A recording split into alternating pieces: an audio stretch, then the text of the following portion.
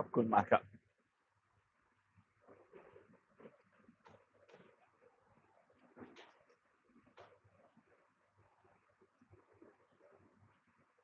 อ๋อไม่เป็นไรไม่เป็นไรครับคุณ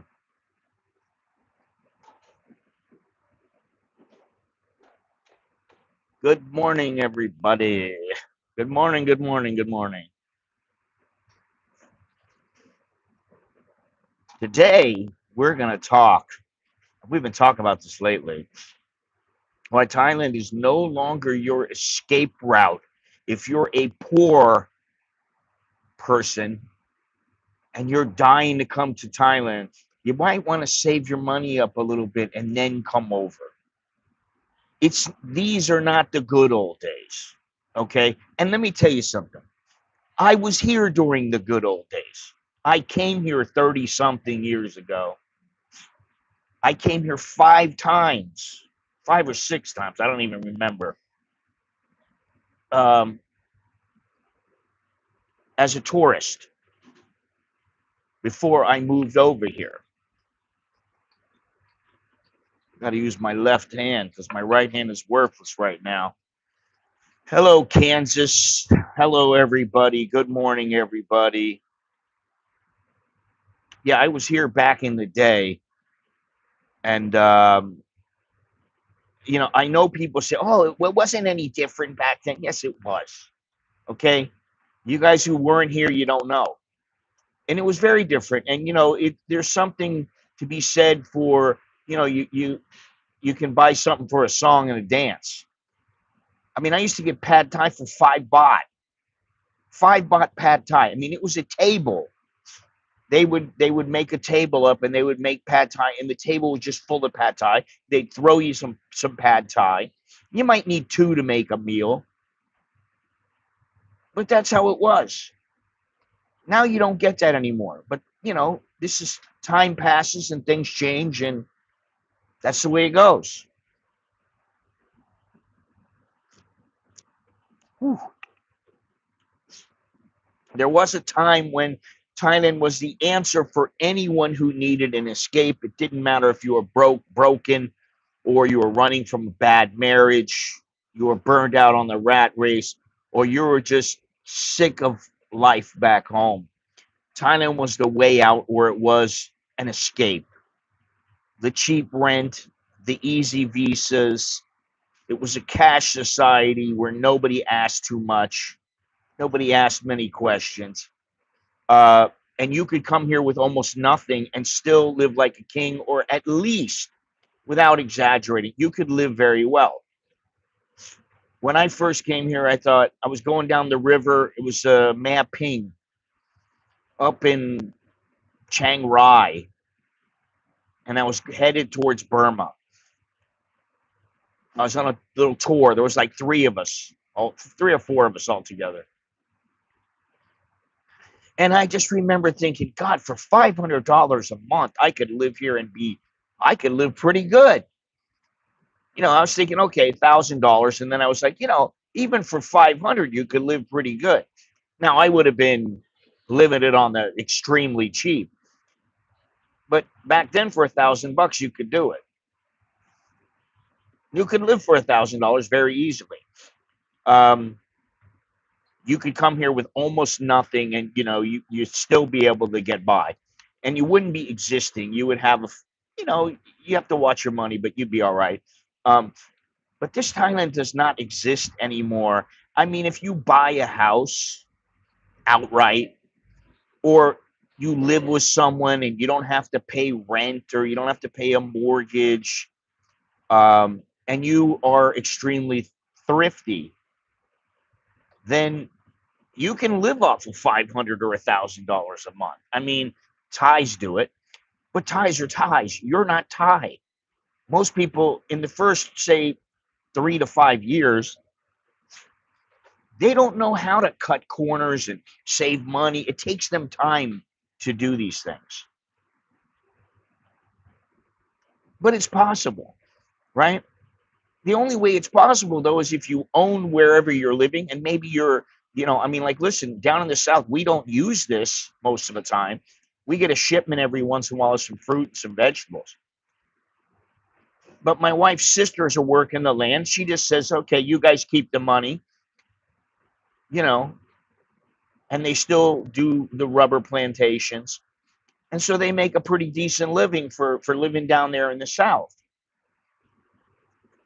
And we have all that if we want. We can eat that stuff. We can eat the pineapple and papaya and mango and durian and all the vegetables, cucumbers, hot peppers, tomatoes. I mean, we have it all down there. So for very little money, you can do okay there. I mean, I would say if you're living down there $1,000 a month, you can be all right.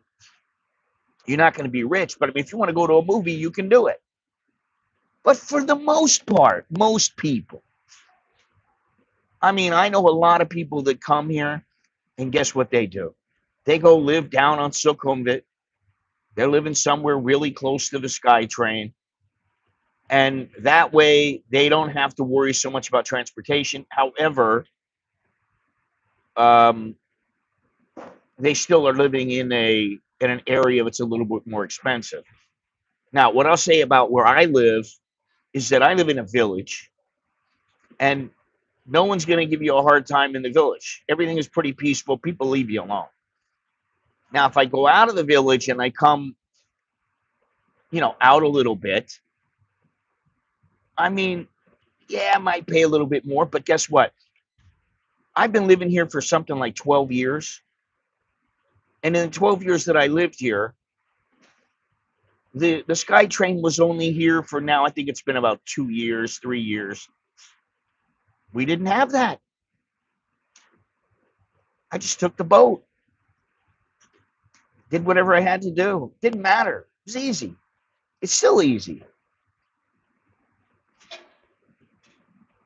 So, Thailand has changed and the world has changed with it. Thailand is no longer really the backdoor escape for many people, or for the desperate or the dreamers. Oh, I want to go to Thailand. I'm going to live on a farm, and I'm only going to spend $500 a month, and I've got $100,000. It's going to last me for the rest of my life. Those days are gone, man. You have to face reality.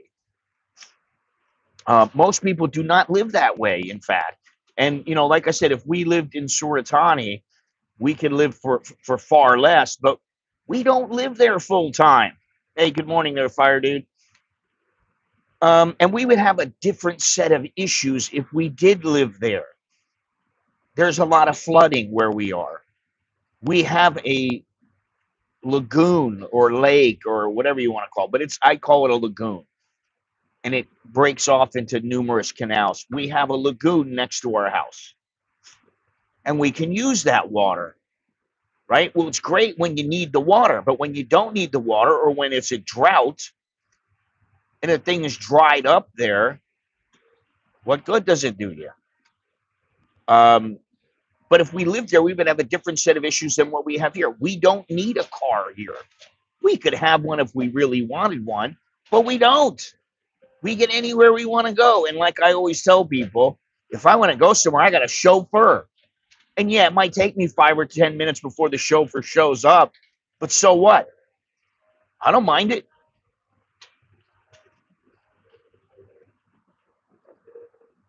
If we live down in the South, we might need a truck. I mean, we could get a car, but you know what? That's probably not going to fit our needs, because if you live in the South, you probably need something like a truck. That way you can carry things around. You can bring things if you're building. I mean, we're building all kinds of stuff right now. And, you know, her sister has a truck. They need that truck. But she pays that truck out of 30, 40,000 baht a month. She pays the truck payment and her insurance from that. And she still has plenty of money left over. So it is possible to live on the cheap. I'm not saying that you can't do that. What I'm saying is, if you were somebody who's coming here and you're new, and you don't know anything really about Thailand, or you know very little, you think you know stuff, but you don't really, and you're going to live in Bangkok or Chiang Mai or somewhere like that, hey, it's going to cost you money if you want to get set up. I mean, you can buy a condo, you can buy a little townhouse, you can buy a house, you can do whatever you want to do. You got to have the money though. And if you don't have the money, you can still do everything you want, but you can't live off of next to nothing every month. You cannot live off of $500 to $1,000 a month. And if you're going to buy a car, you're going to buy a truck, you're going to need insurance. You're going to have maintenance. So you got to put money away in case you need, a couple of new tires, or you need the oil changed every 3 months or every 6 months. You're going to need to set aside some money for that. Now, to me, if you're going to buy a car or a truck, you buy it outright. And the best way is you buy something secondhand, because the price of automobiles, as we all know, drops immediately once you drive off the lot. It's just not worth it. It's only worth it if you have plenty of money. And if you're worried about where you're going to live and how much you're spending, then you don't have plenty of money. Okay. But anyway, like I said, the country's changed. This Thailand is, they want an upgraded foreigner. They want you to be at the next level. They don't want you to be some poor, ratty little backpacker who is like, can I get a room for $3 a night? That's not what they want. If you're broke, you should stay home. If you don't have your act together, I mean, if you have your act together. If you don't have it together, you're probably not going to survive for very long here. Now, I know there are some people, maybe they're surviving off of their YouTube revenue, which is hard to do.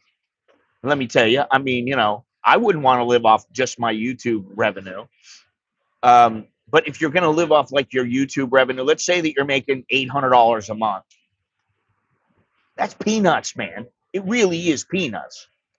Some people pay $800. I hate to say this, in the United States, they pay that for a car payment or truck payment or car payment and insurance. That's what they're paying. So how are you going to live if you don't have any money? Anyway, listen, before I get started here, in case you don't know, I am Scott. I'm an American in Bangkok. I've been living here in Thailand, throughout Thailand, for a little more than 30 years. And again, if you like this stream, if you like the videos I do, if you like the channel, please hit the like button and subscribe to the channel. Hit the notification bell, and that way you won't miss any future videos or live streams. So, and also, if you'd like to help support the channel, well, you can do so by hitting join down below the video window, and you get into the VIP section for as little as $1.99 a month.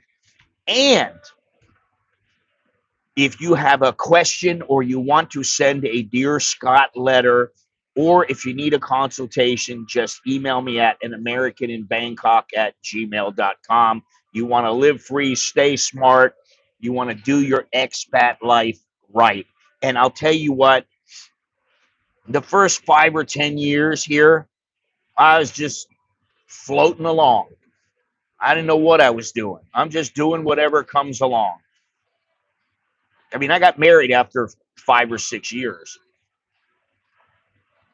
but it took me a while to really understand things and to understand Thai people. And, even if you do understand everything, it doesn't mean you're never going to have any conflict or anything like that.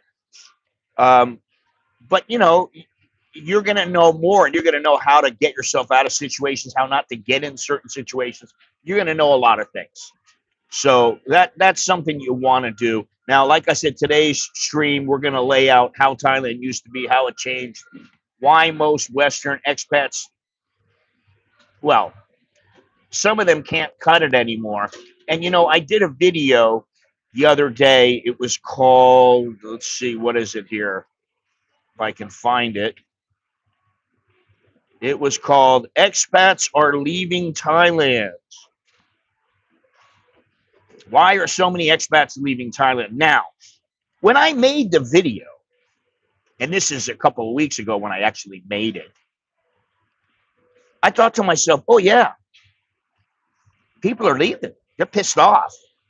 Because I hear friends of my friends who are, oh, that guy, he's going to go home because he's pissed off about what's going on here.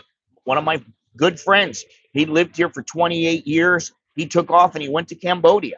He loves it there. I'm saying good on him. I wouldn't want to live there. That's just me. I wouldn't want to live in the Philippines. Vietnam, maybe. Cambodia, oof. It'd be my last resort, to be honest. Now, that's neither here nor there. Wherever you're happy, right? That's what you want. You want to be happy. And I can understand that. But if you're going to make it here, you're going to need to hear the truth, which is I always try to tell the truth as I see it. Some people may not think I'm telling the truth. Some people may think I'm exaggerating. Whatever. I don't care. No fluff, no whining, no excuses. Just real talk about real life here in real Thailand. Now, I came here in 1995, and I had hair when I came here. I was a lot more ripped when I came here. I dare say I was in a lot better shape, and my body wasn't all banged up like it is now. But I've grown old here, and what I do remember when I moved here was when I first moved here. I had the way that I moved here. I had 10 grand in the bank, and I had $1,500 a month for 18 months. Now, during the first few months of living here, I was out partying. I was hitting Nana, Soy Cowboy. I was hitting all the Thai clubs that I could. And if you're someone who likes to go out and party, $1,500 a month is nothing. I mean, it's peanuts. You go out, you spend $100 in a night. That was like standard. Easy, you're going to spend 100, up to 300. And that's like, yeah, you're having a pretty damn good time, but you're not going to any G clubs. You're not doing anything that's extremely expensive. You're not really thinking, oh, I don't want to go there. You're just going wherever you go.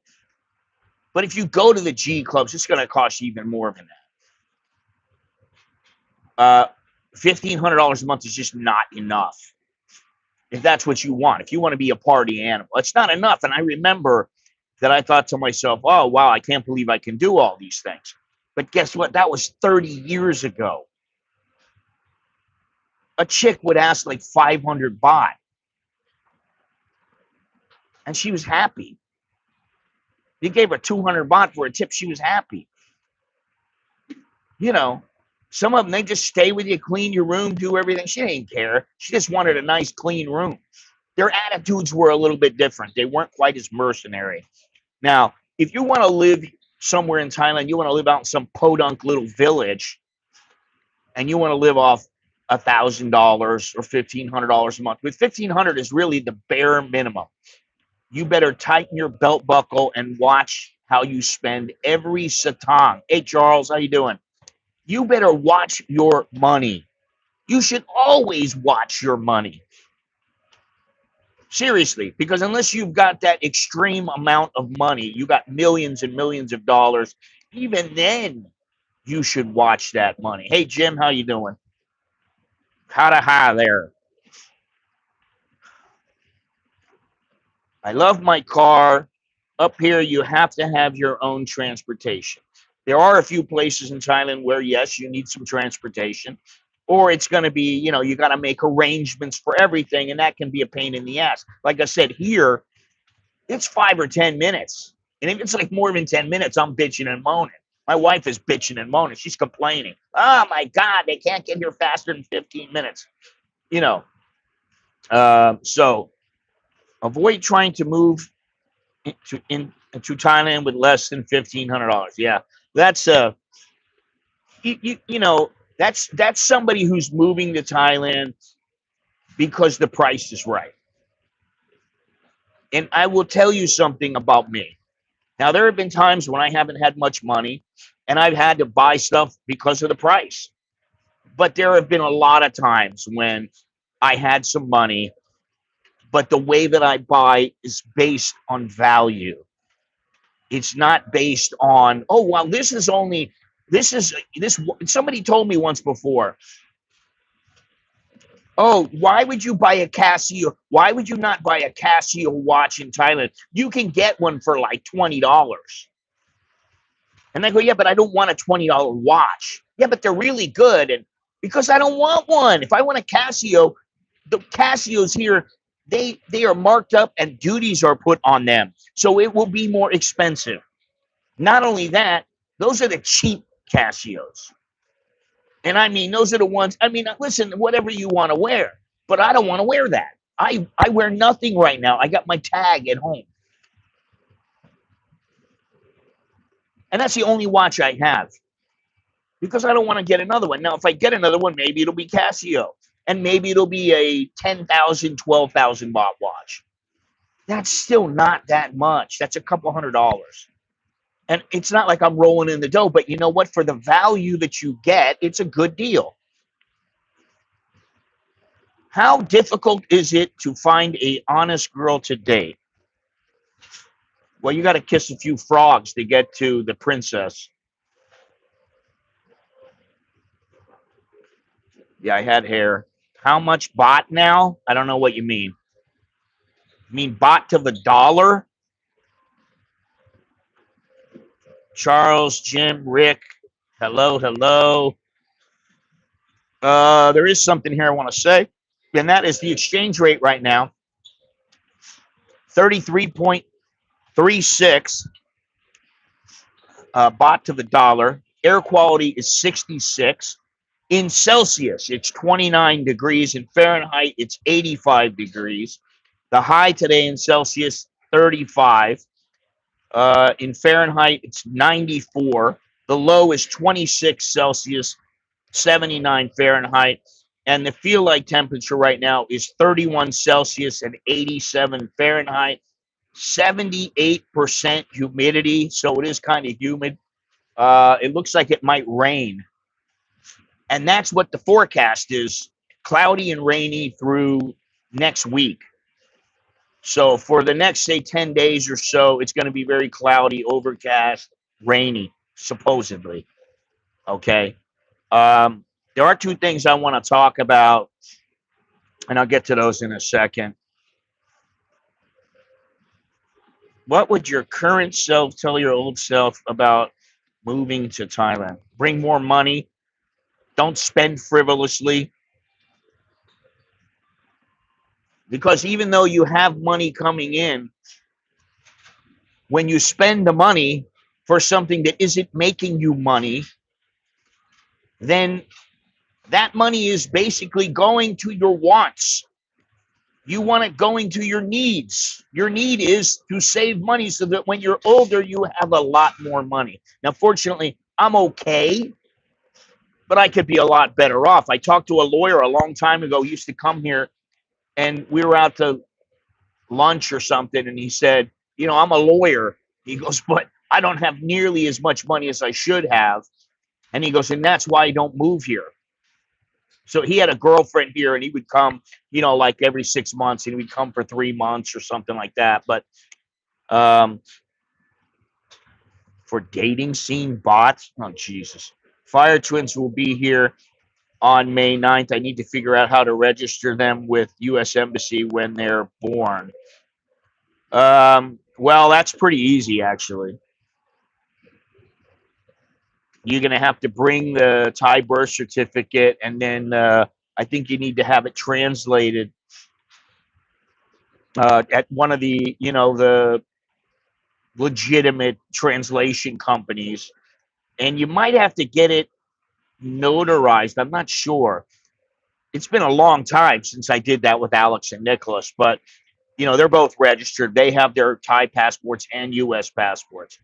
Rain cats and dogs overnight, huge light show. It rained a little bit here, but it looks like it might be raining soon. Between ages of 20 and 39, there are between 33,600 to 50,414 available. No accounting if they ever bartered or paid for play. What is this? RDD?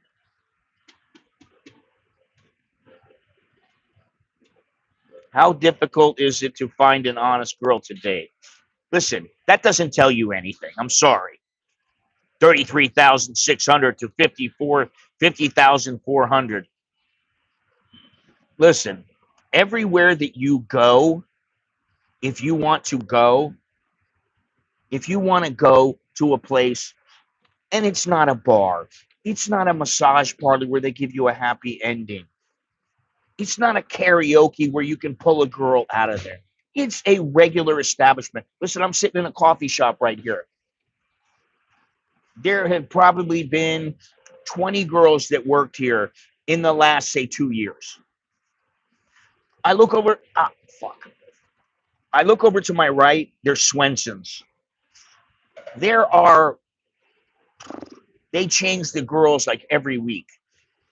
If you want to hook up with somebody, you got to have a little bit of game, man. I mean, most of the good girls, if they're truly good, they're not looking at you going, I want his money. Give me his money. Some of them might. They feel like, well, they're with you, then they better get a step up. Well, then you better have some money, right? You don't have to be filthy rich, especially if you're young. If you're young, then the younger ones look at you and they go, oh, he's so cute. He's kind of cute. Oh, the older ones are looking, going, how much money do you have? How can I get anything out of you? Your son will have to get registered. Yeah, it's God, I don't even remember what the hell they call it now. Certificate of birth abroad. You need to get that, and it's a big certificate. Then you should have the certificate of marriage, and we have copies of all that shit. Usually the copies are fine. They'll work quite well for you.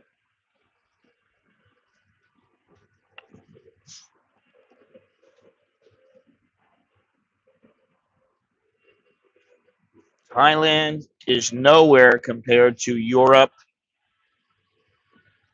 and the U.S.,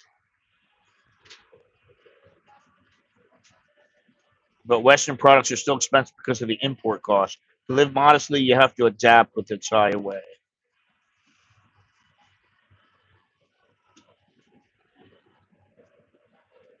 Uh, it depends on how you want to live.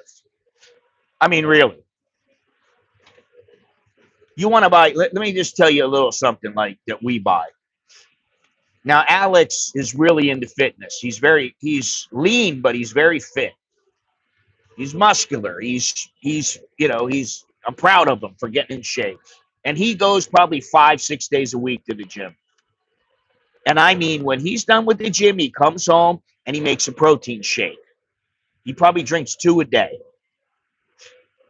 Now he's kind of skinny, so we get him the max gainer. Now, if I wanted, I could buy some protein from overseas. I could do that. But you know what? They have companies in Thailand, and they're quite good. I mean, if you're like a bodybuilder, I don't know, he might be able to get a little bit better, but then, guess what? The cost is going to be a little bit higher and he's going to have to wait longer. And for about 30, $40, you can get a nice weight gain protein. That's for people who are like bodybuilders that want to gain. Now, that to me is not that much money. Okay. His jaw is better, but his jaw is better, but he had some, what do you call it? Some bone spurs in the back. He had them before, and then the doctor was looking, and he goes, "Oh, you got some bone spurs, and I need to take them out." So he took them out of his jaw, and now his jaw is a little swollen. He's putting ice on every night, and he's irritated because it's part of the process, and he thought he's just about done, and he's not. It's going to take him. It may take him another 3 months, 6 months. It may take me another 6 months to a year from my arm. So, and he's lucky because he's young. Best way to find a good girl is by introduction versus via another reputable person. I mean, that's a good way. But then you're always wondering, listen, I got introduced once and the chick was a dog. They introduced me to this girl and I go, oh. I mean, honestly, I'll be honest about it. Maybe she thought I was ugly. I don't know. But I just thought to myself, no. I can't do this. And I was like, hello, how are you? I tried to be friendly, but I just was like, no, I can't do it. So, yeah, that can work sometimes. It's good if you see the girl, you know a little bit about the girl, like, oh, she works at that place, and I know somebody who works with her. And then maybe you can find out, is she single or whatever. Okay, that's great. Then maybe the friend goes with you the first time you go out, the first 2 times you go out. And I'll tell you what I wouldn't do. I wouldn't do it online. I'm sorry to say, for some people. I know some people find love online, especially within Thailand, or I met her on Facebook, or I met her, through, what is it, Thai Friendly or something like that.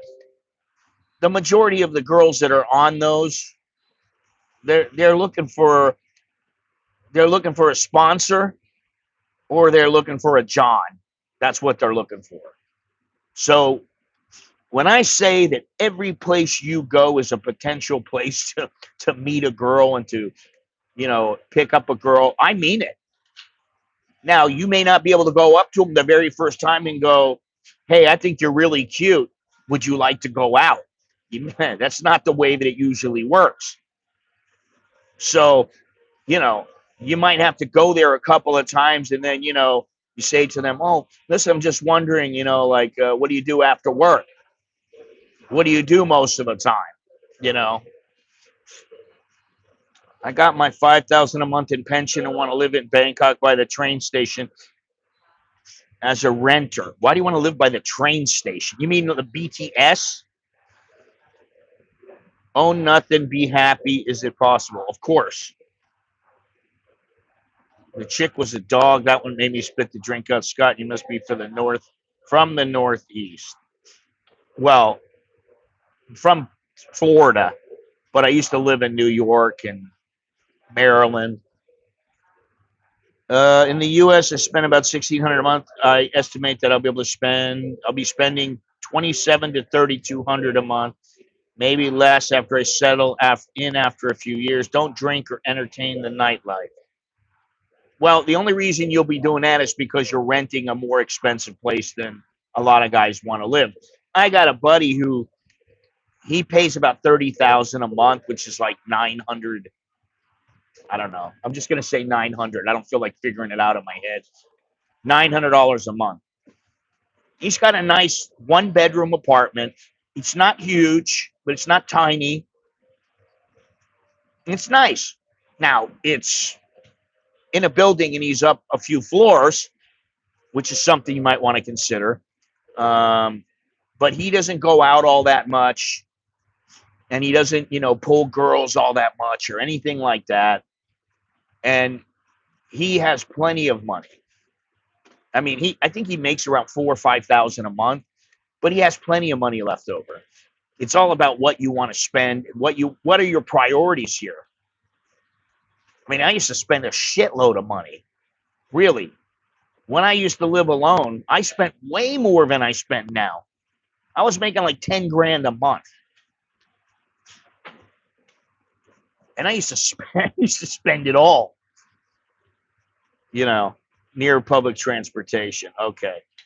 Thanks for the effort and honesty. Well, thank you, Brian. Appreciate that. Very much appreciate it. And thank you to all the people who have been watching my videos lately. Like the last 3 videos have been doing really well. And it's been a long time since the videos have come back to the numbers that they're at now. I mean, it's been years. So thank you to the people who watch these videos. I got the why are so many expats leaving Thailand. I got the brutal truth for expats, get real or get out, which is what you really need to do. You need to get real. You need to get out. And then I got if you don't learn Thai, you'll never really live here because you're not going to really learn about Thailand. And I believe that. Yeah, please give Texas Brian a thumbs up. If you would, I'd appreciate it. On his little thing here. Let's go. I got to get going here on this thing here. Are the elite visas worth it? If you got the money, if all you have is $25,000, you don't want to spend all $25,000 on an elite visa. If you've got 300,000 and you want to spend 25,000, okay, it's a very small percentage. I would do it. Now, I don't have the money right now. Maybe in the future I will. Maybe. But in the future, I look at it like this. If I got a 10-year elite visa, I think that's about $37,000 or something like that. Is it 37? Maybe it's 40,000, something like that. Would that be worth it for 10 years? Well, it might be because you don't have to do anything with immigration. You don't have to worry about it. But it is 10 years. But you got to renew it at 5 years, right?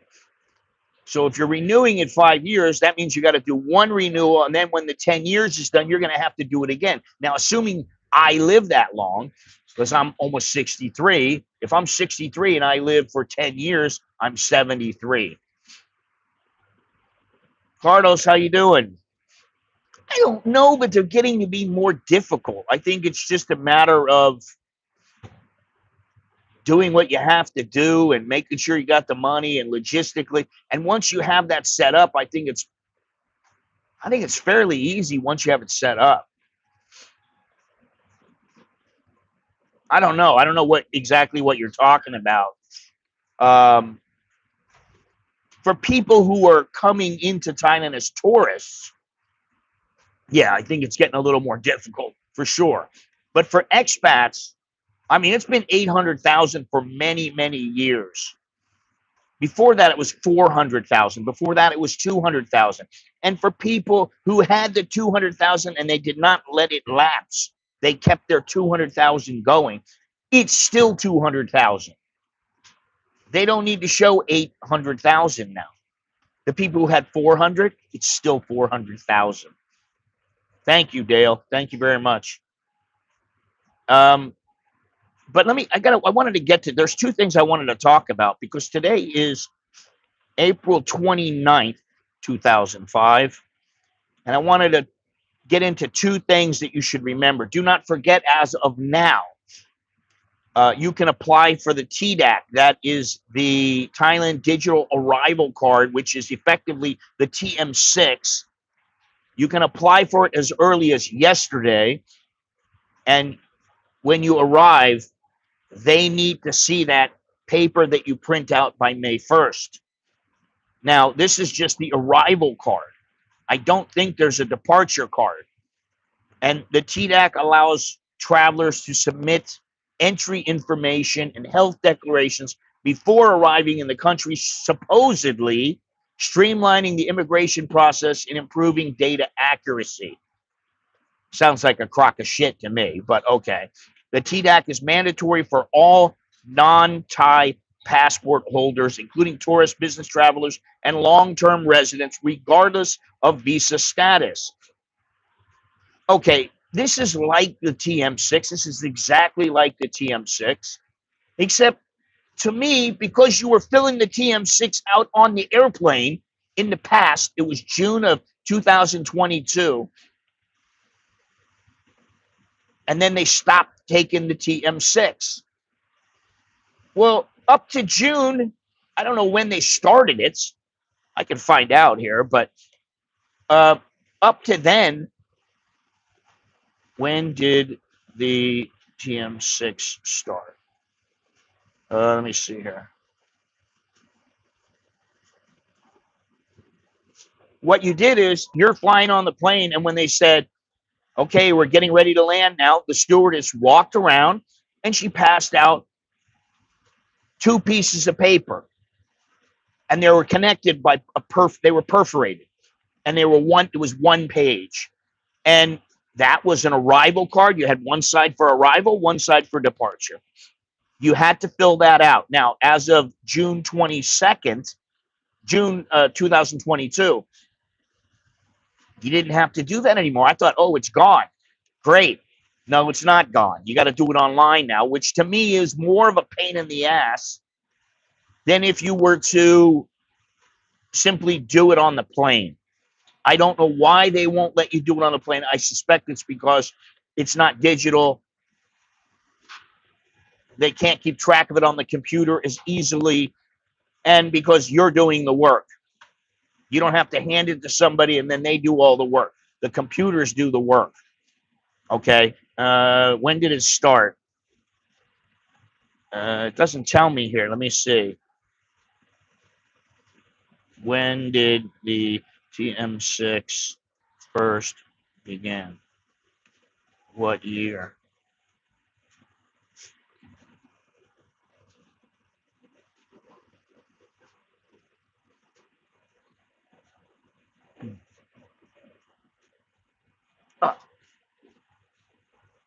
Okay, let's see here. The exact year is not publicly documented. However, it's been a standard requirement for foreign nationals since the mid to late 20th century. This form served as a tool for immigration authorities to collect personal and travel information. They used to ask for your salary. And I used to go, it's not your business how much I make. It's none of your business. Now, they may say otherwise. Yeah, 2017, they updated the design of it. In 2022, they canceled it. And now, starting May 1st, you're going to have to fill it out online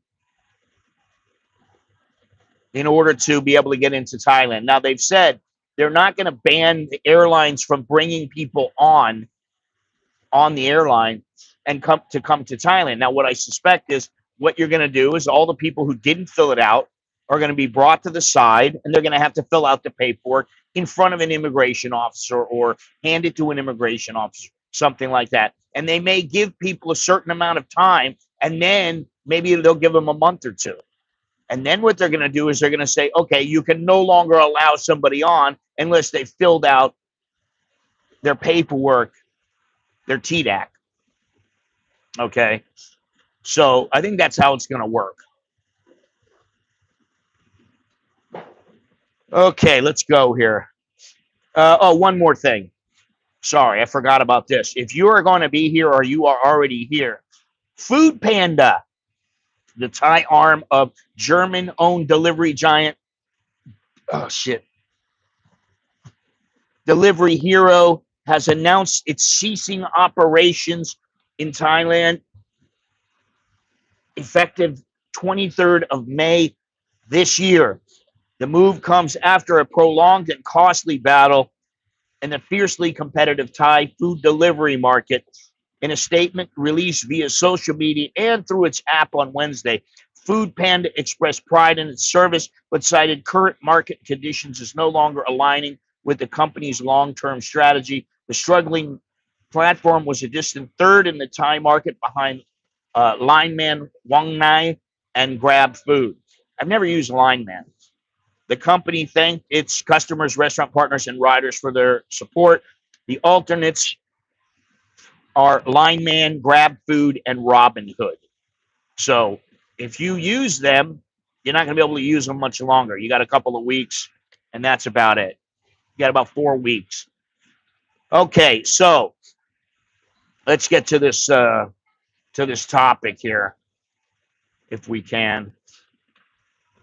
Learning Thai and transitioning over from New Zealand. I hang in Nanyang for the kiting. What? What is the kiting?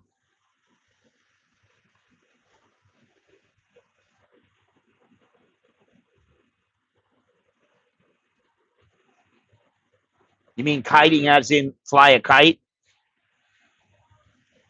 Well, if you live near Phuket or in Phuket, it is more expensive than.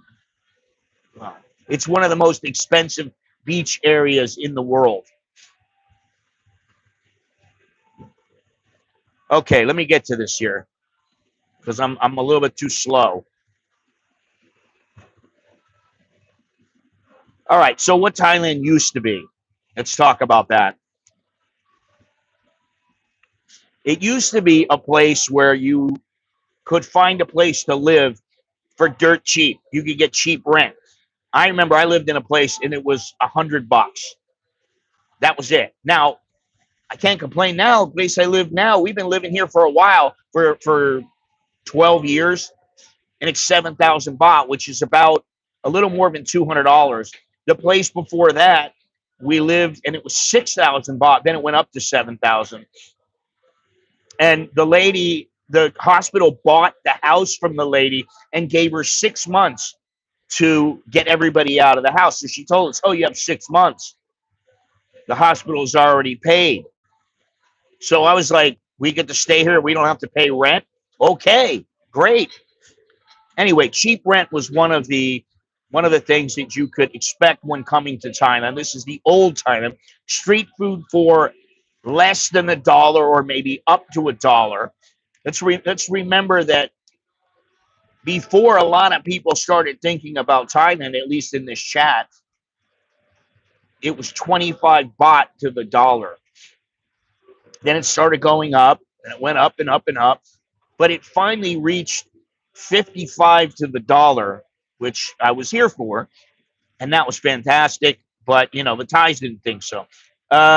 Back then, there was loose immigration enforcement.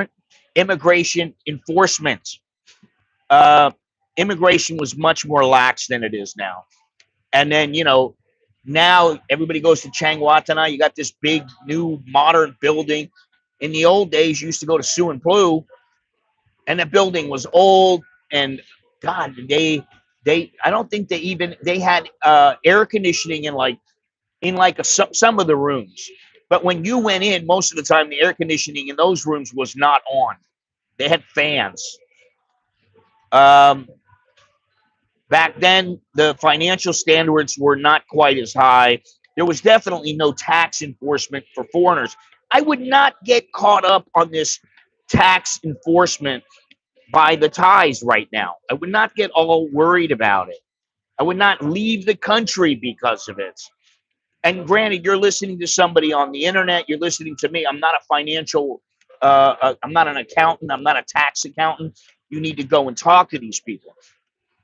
But what I would say is, like, if you get Social Security, Thais don't tax Social Security. They are not allowed by their treaty with the United States to tax Social Security. Now, generally, you don't get taxed on Social Security in the United States unless you meet a certain threshold from earning money from something else. That's how it usually works. So if you have a government pension, you don't pay any tax in Thailand on that. You are not required to pay on a government pension. Now, if it's a regular pension or it's something like you're making money from a house or something like that, you should be able to set it up to where you get all your money from, say, Social Security or hopefully a government pension. And the money that you get from the house, what you do is you just bring in as much as the Social Security is and a government pension or whatever. You bring in that money, and you don't bring more. And if you're going to bring more, you go to the United States, you carry, 5, 10 grand in cash with you. Maybe your wife has 10 grand on her. You come into Thailand, you put the cash somewhere, and that's it. You use that cash. There are ways around things. That's what I'm getting at. Back then, few questions were asked. I mean, very few questions were asked. Um, Now, what I remember was, you guys know Nana Plaza, right? Good morning, Holland. Uh, you know Nana Plaza. Well, Nana Plaza used to be arranged a little bit differently than it is now. But when you went into Nana Plaza, if you went in and you took a left immediately, right when you came in through the little walkway, you went up the stairs, and I can't remember if it was one set of stairs or two set of stairs. Hey, Sammy, how you doing? Can't stop, won't stop. Yeah, that's kind of me. Although I'm getting a little older, and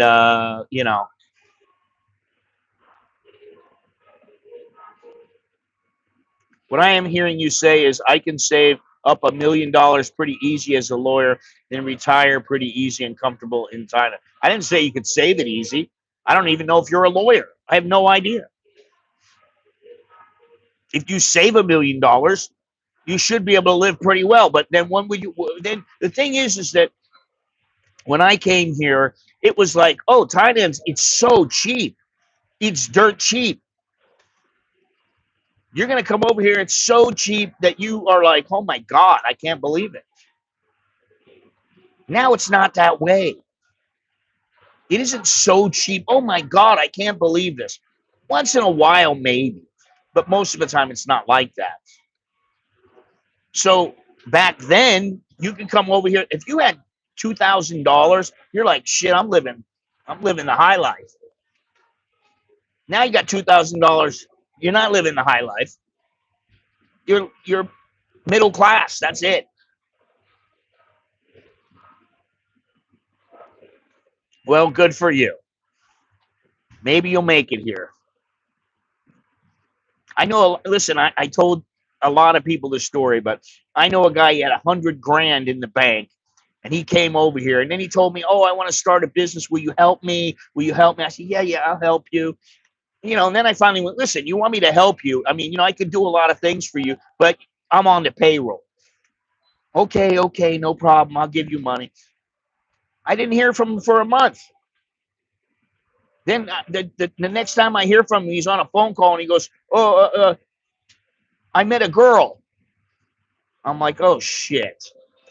And, I didn't hear from him but once or twice in a year.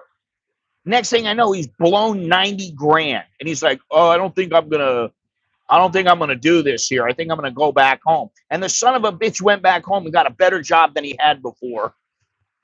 Was making more money, and he found himself a Vietnamese girlfriend, which made him happy. And I was like, "You son of a bitch, man!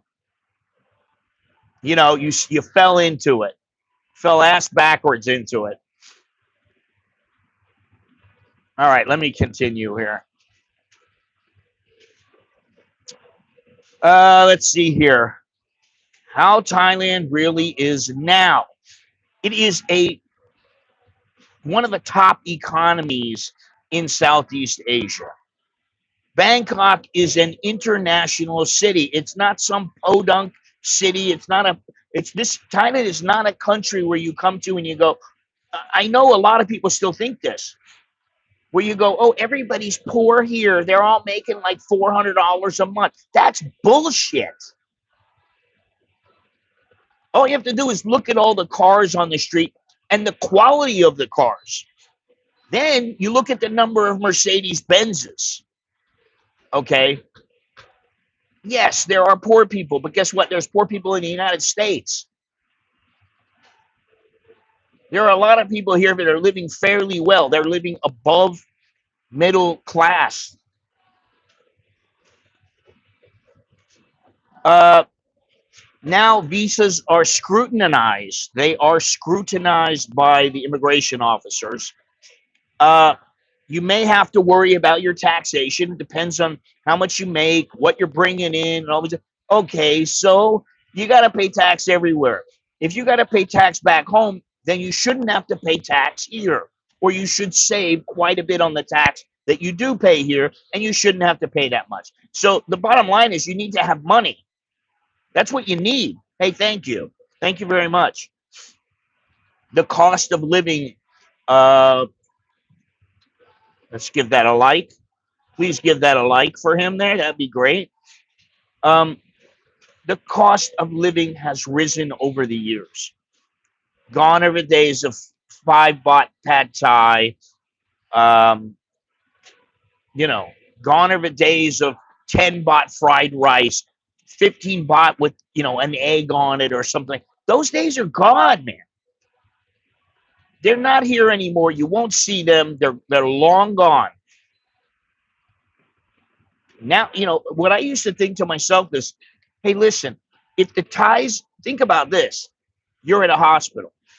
I used to be able to go in the hospital and for like 300-400 baht, I'd go in, be seen, and I'd leave. It was just a doctor's visit.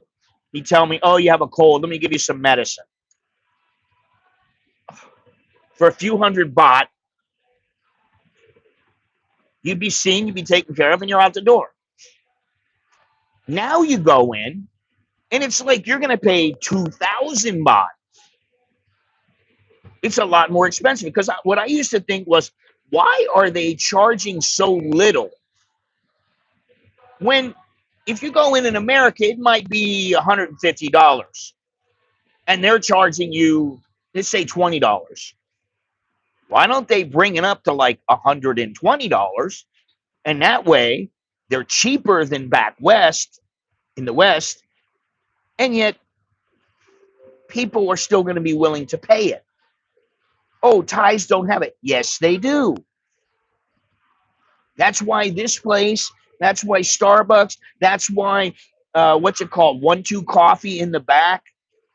Every one of them is filled up with people. If you come here in the afternoon, there's a line out into the walkway. Go to Starbucks. It's huge. It's bigger than this place. Massive. They have money. So do you see people from the West trying to make it in Thailand on a very small budget and struggling or not making it? Well, the people that I see coming here now have money. I don't see as now, maybe this is because I'm older. I hang out with older people who are more established. But for me, I see people, they have money. Looking slimmer, Scott. Thank you. I always get told how morbidly obese I am and how out of shape I am. And, whatever. Doesn't matter to me. I'm fine. But thank you, Jim. 3.5 years left of sanity in the U.S. If we can get the one big, beautiful bill done, we're set. Man, you have been waiting for a long time. I believe that a majority of those considered coming here are not comparing Thailand a couple of decades ago to Thailand. Now they're comparing the value of their home country. Well, they were doing that back then too. Um, and what I would say is to compare now with the United States and compare before to the United States, the gap has narrowed. It's narrowed now. But what I would say is, you got some guy coming here and he's making $1,500 a month, and his wife is making $1,000 a month off their Social Security. They can live all right. They can do fine.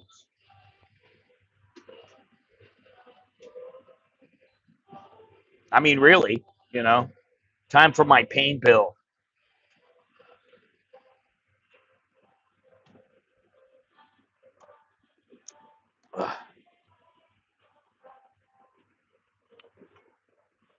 The mall will be opening in 2 minutes. 2 minutes. Let me continue here because I'm too slow. Tourism is now targeting quality tourists. And that, believe it or not, and I mean, I'm not one to just jump on the Thai bandwagon and go, oh, yeah, everything's great. But you know what? Them targeting this, I think there are less smelly backpackers and more upscale people who have money and who are not worried about their money. Now, there are the occasional dimwits who end up on the street in Thailand, or they end up having to be repatriated, something like that. But that's because they have no family, no friends, nobody. They have nobody. They're relying on themselves, living off of peanuts. The banks and financial institutions here tend to be far better than they used to be. However, they are tracking you. They know what's going on with your accounts. But the system in itself is much better. I mean, listen, I go on a motorbike. The guy's got his QR code on his vest in the back. You're in a taxi. Most of the guys, they'll at least let you transfer money to their bank account. You go any place in here that sells food. I mean, here at the coffee shop, I have no problem paying with a QR code or my credit card. They'll take either or. They don't need to have the cash. Now, I personally like cash. I like having a wad of cash. But you don't want to have to worry about being robbed. You don't want to have to worry about all this stuff. So, the QR codes and everything else. I think it's better now for the most part. And when you compare the retirements for, say, the requirements for retirement visa, marriage visa, I had a media visa for 10, 11 years, which was very easy to get. But if you want to get one of these visas, it's much more difficult than it used to be. And, when I think about the retirement visa, I don't know that it's all that much more difficult now. I mean, you put the money in the bank and then that's it. You're good. Don't take it out. You got to have that money just sitting there as a buffer. And you don't even want it as a buffer. You want it it's sitting there, you forget about it. Let me read here. My current expenses: mortgage $2,400, utilities $600. My utilities here are about $200, and that's a lot. My electric bill is about $180 to $220, and my water is like $10. It used to be like $4. Internet is $20, 20 something bucks, something like that. You are admitting people with money and people there have money, but it's crazy. If I have $1 million, if I might have $1 million, why would it be crazy? You think poor people are watching your channel? Well, there are people that are poor who watch the channel and they are dying to come to Thailand. They're planning a way to come to Thailand. They might be younger people. They might be people who, they had money and they lost it. You don't know. So there are poor people watching the channel, or poorer. It is sad that poor people can't survive on nothing in time. Why is it sad? You can't survive on nothing in the U.S. You can't survive on nothing anywhere else. If you want to survive on nothing, go to Pakistan, go to India. I mean, really, where do you survive on nothing? That's ridiculous. The big savings are with rent, utilities, and insurance. Electric rates went down, but I still pay $8,000 a month this time of year. Wow. The highest my my bill has ever been is 8,000 baht. But the last couple of months, it's been around 6,200, 6,500, something like that. I mean, listen, you're saying poor people can't survive in Thailand, yet there are poor that live out on the farms. And they live quite decently, most of them. The ones who don't have a decent house, okay, well, I mean, not everybody can have money. Not everybody can be rich. Not everybody can live a middle-class lifestyle. I understand. But they can't do that in the U.S. either.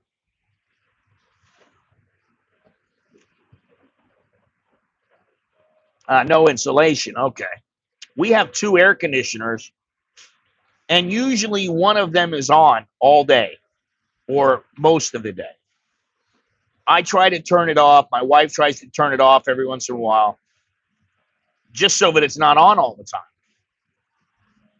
I know people who live here on much less than I do. They experienced hardships in U.S. and couldn't survive in the U.S. now.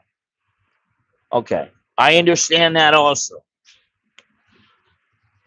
I think the days of just thinking you'll glide by with whatever money you have, and don't worry, I'm making money, those days are over.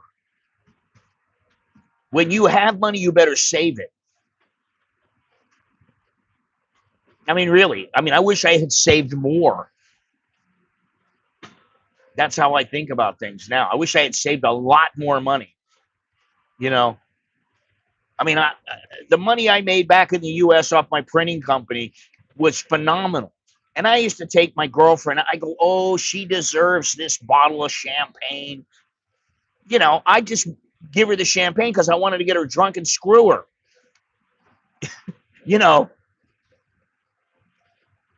I recently returned from Bangkok. About time Thailand weeded out the homeless nomad. You don't have to be rich to show respect and contribute. Yes. And when I hear global nomads saying, oh, if we don't have that much money, how are we supposed to live there? Well, you figure it out or you go back home. That's what you do. Listen, when I first came here, I told you what I had. I had the $10,000 and $1,500 a month. The guy called me up and he said, I can't keep paying you. I said, what do you mean you can't keep paying me? We have a deal. I just can't do it. And I said, well, you need to pay me one more month. Okay. He paid me one more month.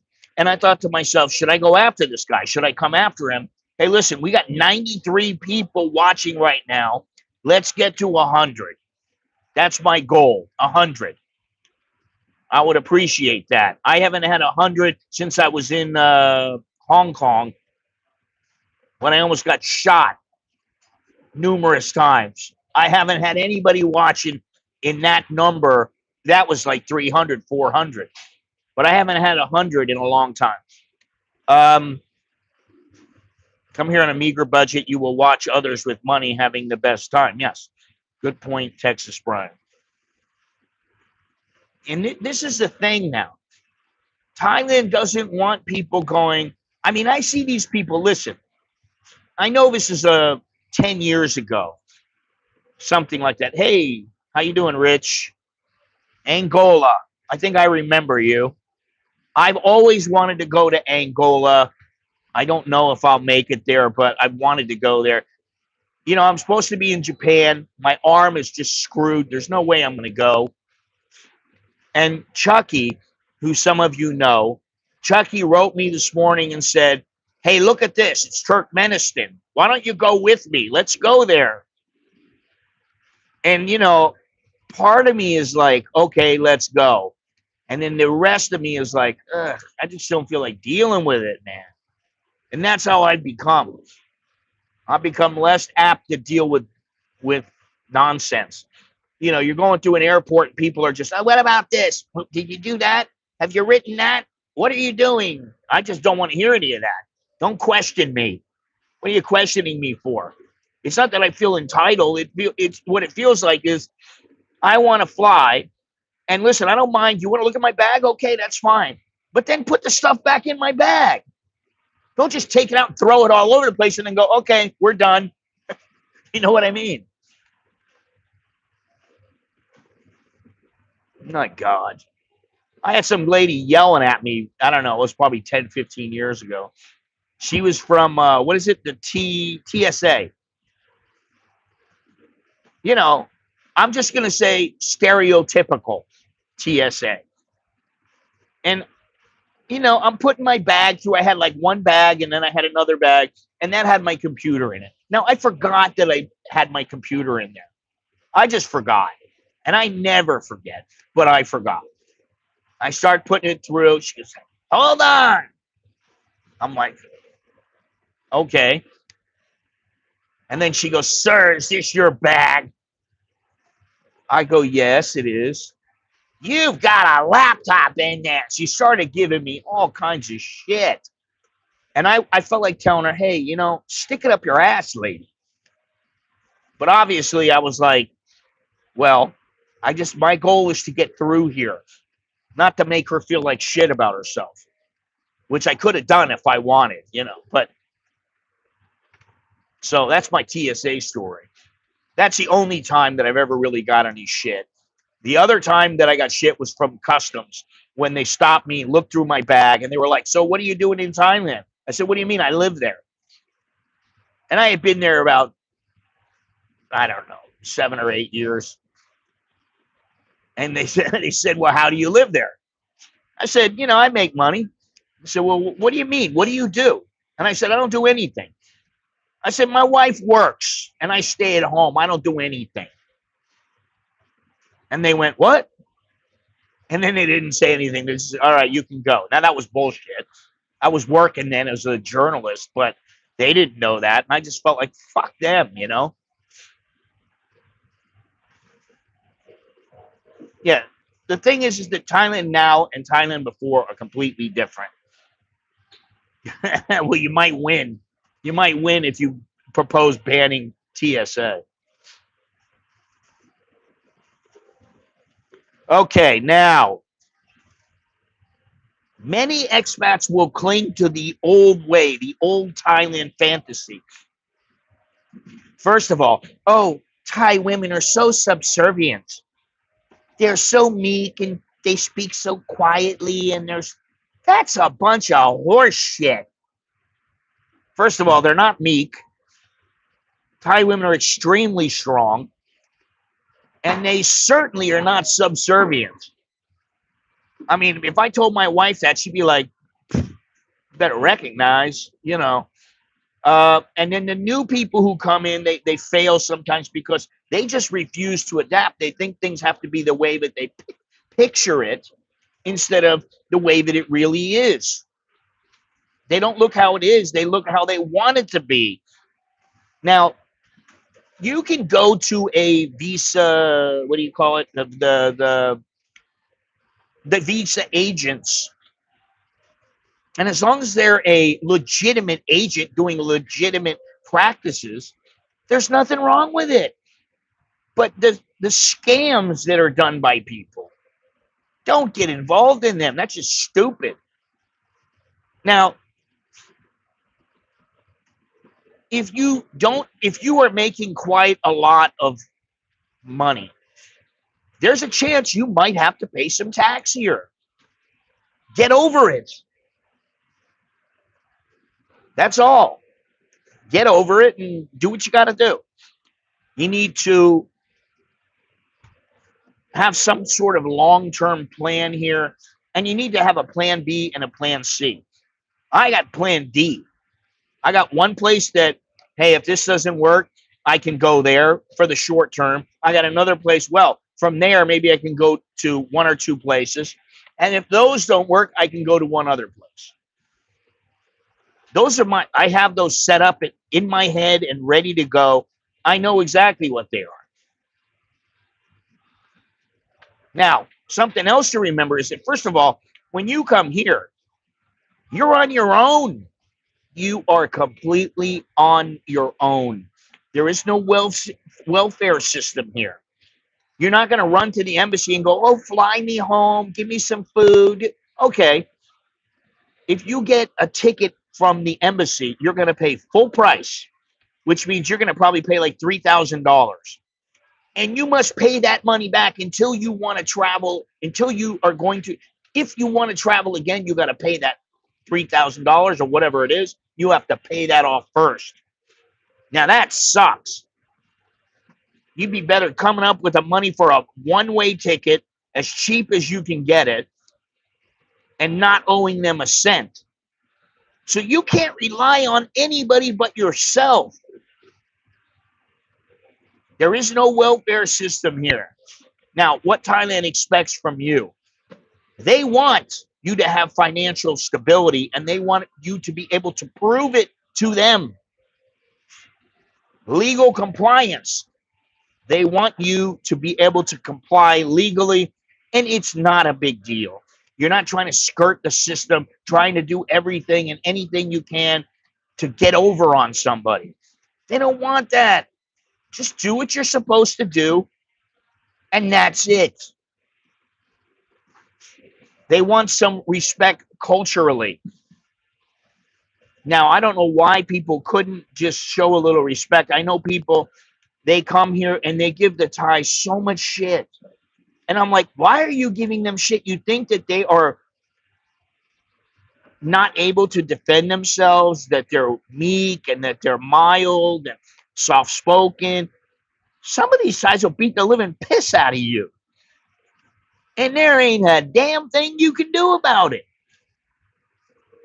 So you got to watch what you do and how you carry yourself here and what you think of others. And, you know, you need to do that. And you need to be respectful. That should, I really don't even have to say that. But guess what? That's what some people require. And when they get drunk, forget about it. Now, this is another one that's kind of stupid. No freeloaders allowed. You know, you got the guys, they go in and they go into every place and they go, I have no money. I'd like to work for a room. And sometimes the Thais go, okay, no problem. And they do it and there's no problem. Sometimes they go, no, we don't, you need money. You got to come here with money, buddy. That's just, you know, listen, I don't care if you are a influencer. I don't care what you're doing here. Whenever you go somewhere, make sure you can pay. And you don't need to borrow from some guy you met, 10 minutes ago to be able to pay for it. You have your own money. You need to build a real income, have a stable income so that you can do everything you're required to do here. You can follow all the immigration and tax laws. You can budget for inflation. You know, there's inflation in China is like 2%. It's really, it's not that much.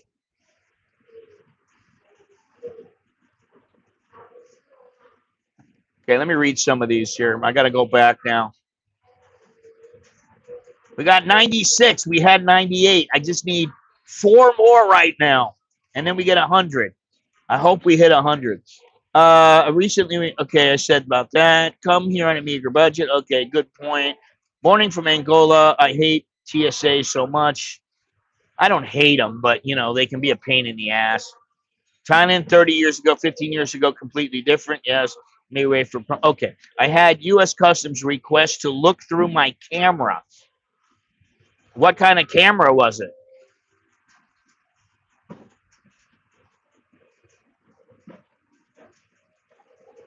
I mean, really? If it's just a camera, they open up and they just look at it and they go, okay, all right, whatever. We got 100. Thank you. All right. I love it. Thank you very much to all of you. Fantastic. Can't believe we hit 100 today. That's really nice. Yeah, I mean, listen, I used to travel with cameras all over the place. Now I try not to bring but one camera. If I have any cameras, I want one camera. And I tell you what, I'm probably going to get rid of all my cameras, and I'm going to buy something like a Ricoh GR or something like that.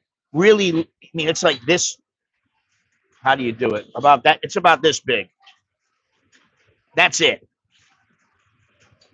Because I don't need any long lenses and all this other kind of stuff. I don't really need that.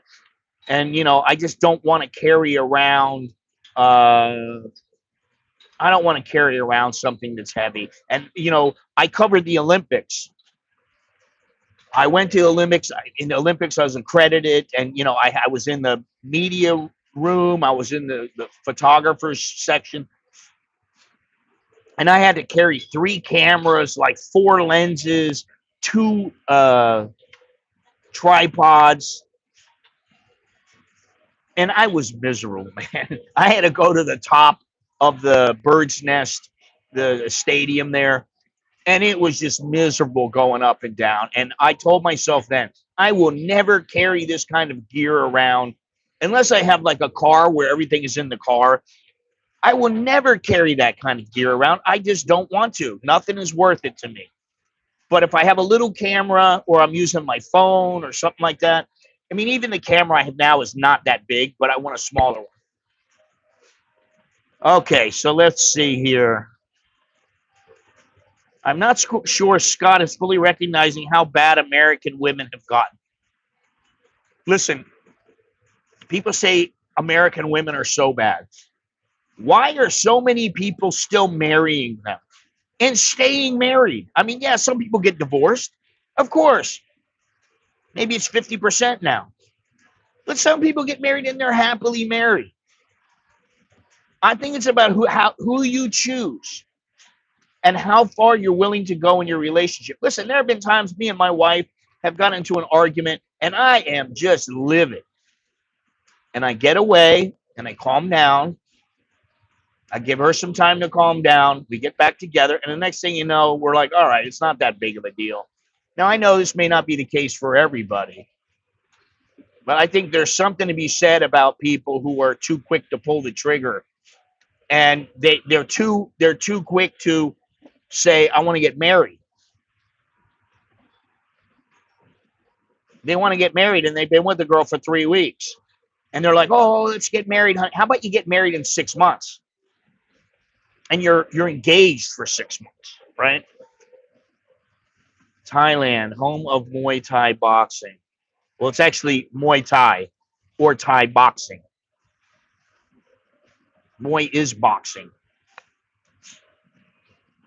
How are you, everybody? I've been in Bangkok for the last 2 weeks. Tomorrow I'm headed to Pattaya. How long should I stay in Pattaya and where should I go next? I think you need to make that, you need to think about that for yourself, buddy. Don't put that on the viewers. When you start getting tired of Pattaya, that's when you leave. And you need to do your research to figure out where else you want to go. How do we know? You could go to Phuket, you could go to Chiang Mai, or you could go somewhere no one's ever heard of before.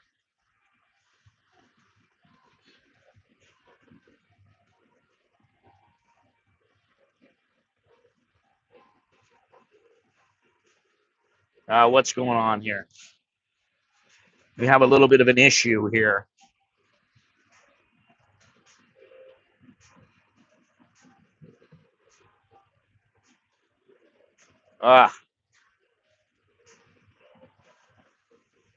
Hang on 1 second.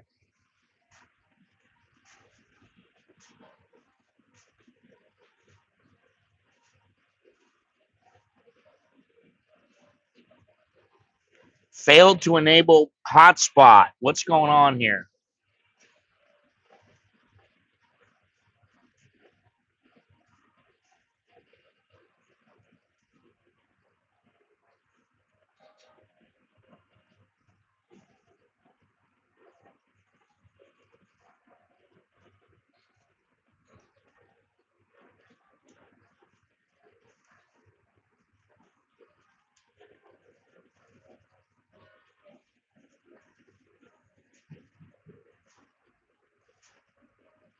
Well, I've got a little bit of a problem here. Hang on 1 second. Oh, God.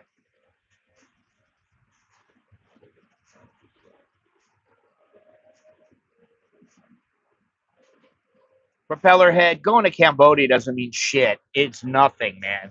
I've been to Cambodia more than 50 times, and it doesn't really mean anything. They don't care you're coming from Cambodia.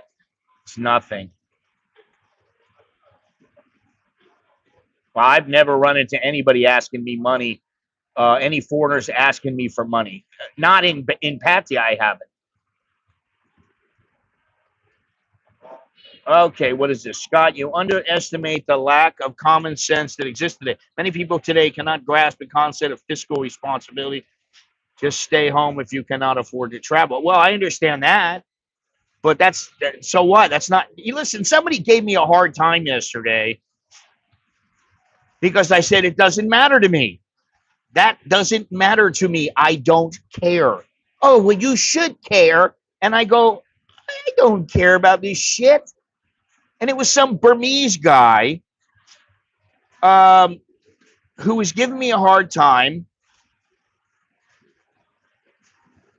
because I didn't feel like the border issue in Thailand was my business, down with Thailand and Malaysia. I didn't think it was my business. I go, listen, I can't do anything about that. I don't care. Why do I care? You know what I care about? My family and me, and my friends, and my family back home. Other than that, I don't care about much. I mean, you know, I give it priority. I give certain things priority over others.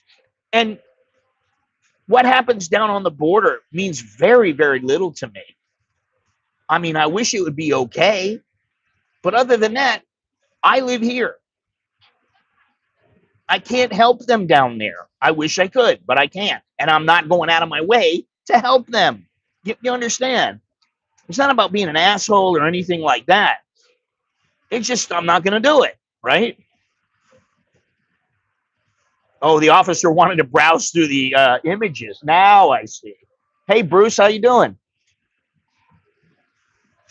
Well, I guess if you don't have anything to hide, and anybody who knows anything knows that what you do, if you're a photographer, is you have multiple memory cards. And you put a memory card that has nothing on it when you're done. You automatically put that on there and you hide the other card. Even if you don't have anything to hide, because it's none of their fucking business. It's none of their business what you have on there. Are Social Security benefits considered a sustainable income to the Thai authorities? Yes. The income is set account per month or set account in the bank based on the type of visa. The source of little importance as long as it can be documented. Well, Social Security is indeed viewed as a legitimate source of income, just like a pension. It's considered more of a legitimate source than a pension. Although if it's a government pension, that's a different story. If you're a military person and you're getting military income, well, that's similar. They're both the same. They view those as, now what they don't view as sustainable is something like you have a house, you're renting the house out and you're getting rental income. You cannot send something over saying you're making this much money a month and they require whatever it is. And then you go, oh, yeah, well, $1,000 just from my house. Most of the time, they don't want to see that. You will at least admit that, generally speaking, American women or Thai women are culturally different. Well, of course, they're culturally different. That's because their cultures are different. Of course. I don't have any problems with Western women until I have a problem. You know, I mean, you know, when I was in China before and when I was covering the Olympics, there was a lady from the U.S. Virgin Islands, and we were talking. And, you know, I was like, this lady, she's kind of irritating. She was older than me then, you know. That was 17 years ago. I was 45. And she was about 60. And she told me, she said, So are you single? Are you married? I said, oh, I'm married. Oh, really? Yeah, I live in Thailand. Oh.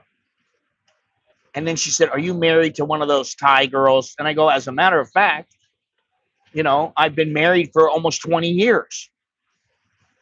I think it was 20 years then. I don't remember. Anyway. And she started giving me shit about Thai women, which I don't care. Give me all the shit you want. I don't care. Doesn't matter to me. Makes absolutely no difference to me.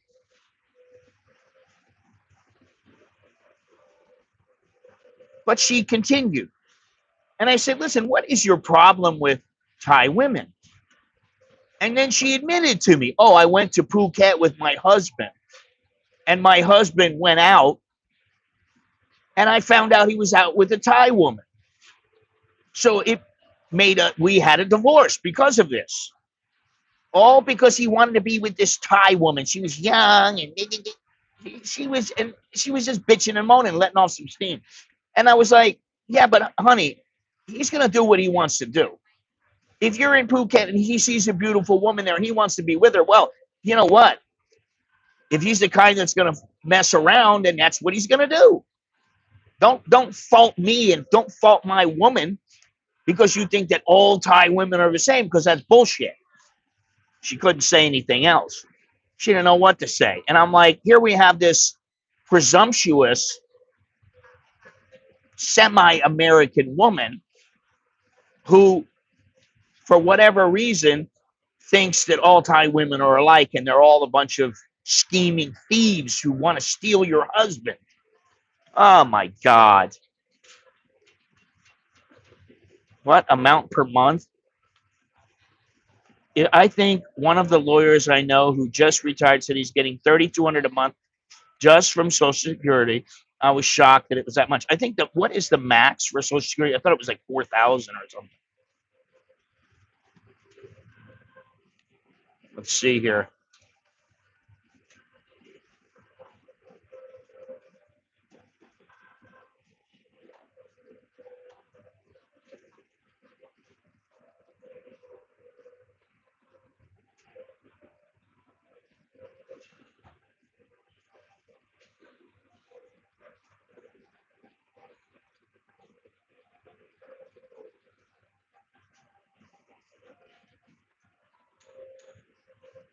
Boy, this is so slow.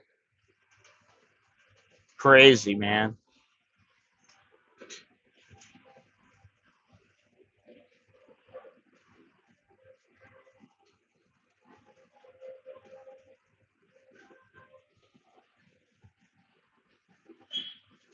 Oh, wow. The maximum Social Security benefit in 2025 is $5,108 a month.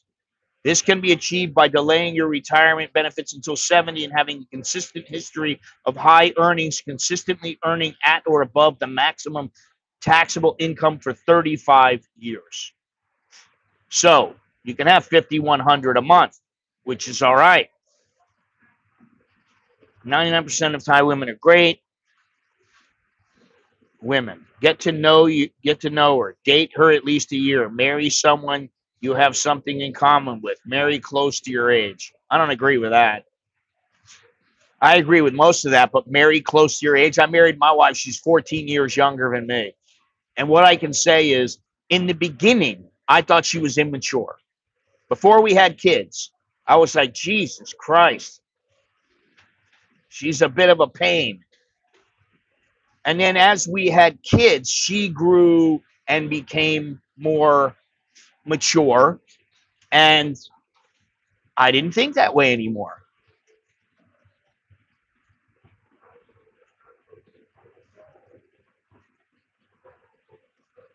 And to be honest, she is just about the right age, but maybe I should have married her if she was like 9 or 10 years different. There was a difference with me. Because, for instance, when I'm 70, she'll be 56. Now, that's about when she's going to retire. So she only has another 6 years or so, 7 years or so until she retires. I'll be 70. Now, do I have a long time to live after that? I don't know. So I don't really know what to think about that. I don't think you should have like 30 or 40 years in between you. I think that's too much. Um, and I do agree with everything that you're saying, other than that. I personally don't want to marry somebody. I can't. I mean, listen, I'm almost 63. And if I was to marry somebody who was like 60, no, no, can't do it. I like younger, much younger. Well, maybe you're just a perv. I don't know.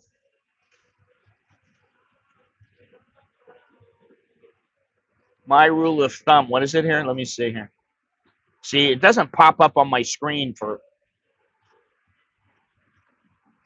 rule of thumb is my age plus 7, half my age plus 7. That would be 37 years old. Well, if I'm 62, half my age, that'd be about 38. So that's not going to work for me. A 38-year-old woman is in a different period of her life than, say, a 50-year-old woman. And to be honest, I don't mind that my wife is 48 years old. I don't mind because I got her when she was, 21. I know what she was like when she was young. I had all the benefits of her being young. Now she's gotten older. Well, so have I. So that's just the way it goes. All right, let's get back to this here because we're screwing around here, shooting the shit. Oh, what else you must do to survive here? Stay semi-fit physically and mentally. And one of the things that I told myself I'm going to do every single day is I am going to do a crossword puzzle, or let me see, what's it called? Sudoku? Is that what it is?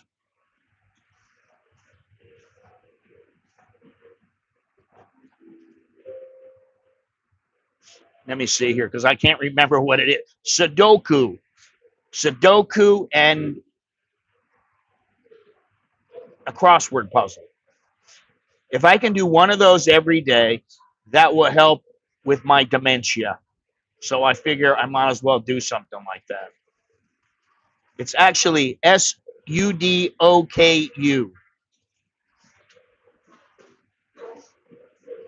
Sudoku.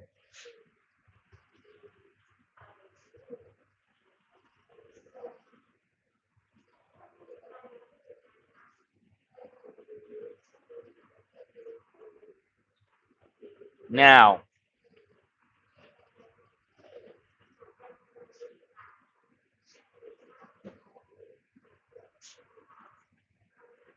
uh, the main thing that you do if you want to live here and you really want to survive and thrive and have a good life and not just exist, is you want to treat your time here as a life, not just a vacation.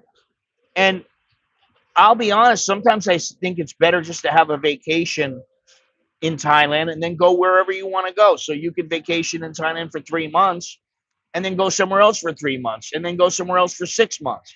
You can do that.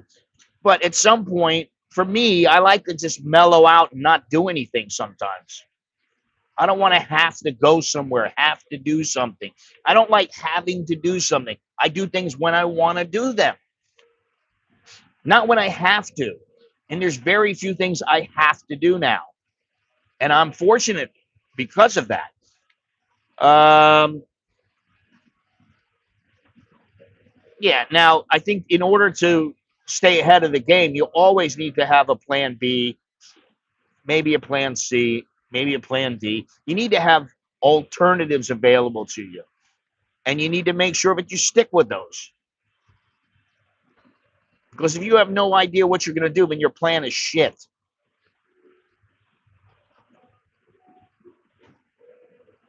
Now, let me see something. Why is this not showing up? Here we go. Sudoku, yes. My wife became a religious zealot during COVID-19. I am atheist. Have you heard about this situation from other couples? No, I have not. I did hear about one guy had a heart attack or something like that, and the woman started going to the temple, and then she wouldn't have sex with him, and then she was like, "You need to do this." And she made him the house husband. But she wasn't having sex with him. And I was like, dude, that's not okay. And I'll say that to anybody.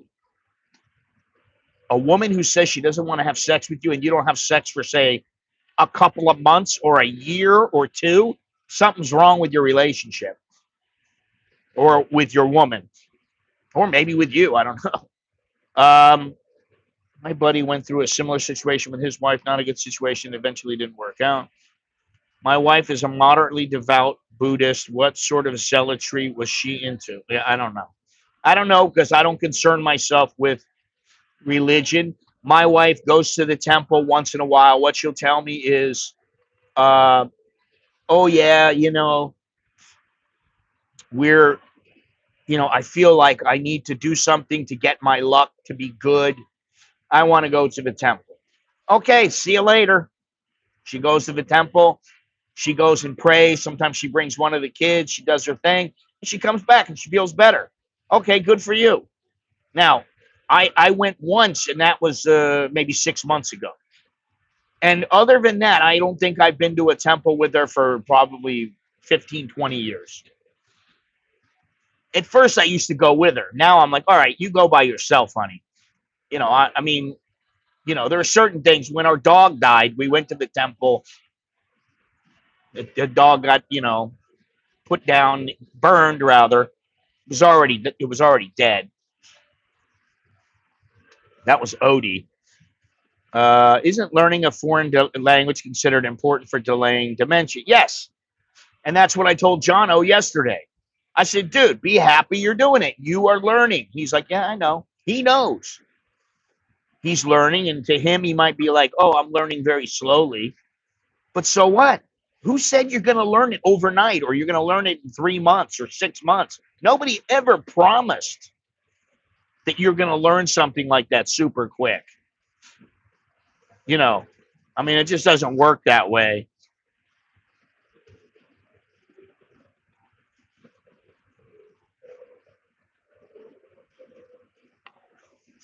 It's funny how there has to be a friend there for you to like the place. Go there alone. Go there by yourself and see if you feel the same about the place. Pupasa Yakma. Well, if you're going to write that, you should write it in Thai, not in phonetic Thai. But okay, I understand. It's not in your wheelhouse ever. How do Christians fare? Any friends that are faith-based other than Buddhism? They have Christianity here. There are numerous churches here, but you're going to have to look for them. And yes, you're right. That's not something I get into. I'm not really into it. No offense to anybody, but I just,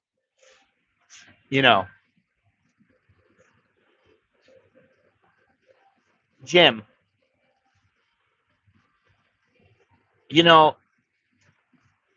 I understand Lowy is a nice place, but I think he needs to go by himself. That's what you do. You don't go there because of a friend, because then what happens is you go, I really like this place, and oh, she lives there, and I think I'm going to go there. Well, then it based on her and being around that situation, having a woman around. You need to go there by yourself. I'm going to tell you that straight up. Go there by yourself. Hang out there by yourself and see, oh, is this what I want? Now, you may still say, oh, well, if I have her with me, I want to be there. But you need to figure that out. Not just go because of the girl. You got a girl somewhere, most of the time, unless it's a total shithole, you're probably going to like it. Yeah, I have 2 of them, Bruce. And I don't read any of them. I don't read them.